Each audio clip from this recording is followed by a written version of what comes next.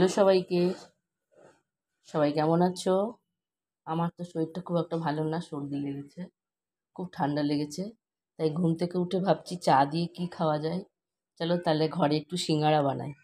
আমি একটু ময়দা নিয়ে নিয়েছি আর একটু সাদা তেল দিয়ে দিয়েছি। এই দিয়ে এখন একটু ময়াম দিয়ে আমি আটাটাকে মেখে নেব।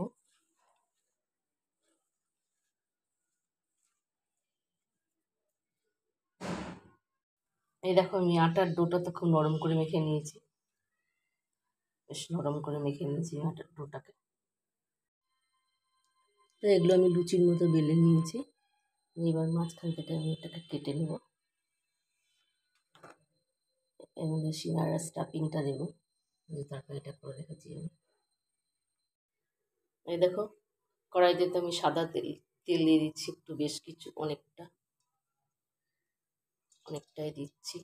একটু ডুবো তেলে ভাজবো সিঙ্গারাগুলো।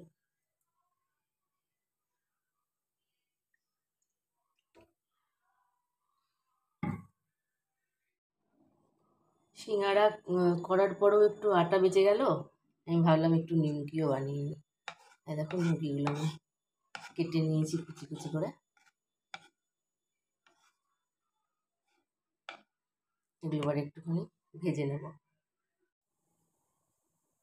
এই দেখো, আমার কুচো কুচো নিমকি আর এই যে সিঙ্গারার মতো করতে পেরেছি, ছোটো ছোটো করেছি, সিঙ্গারার মতো করে করে ভেজেছি। সিঙ্গারা নিমকির সাথে একটু আদা দিয়ে চা,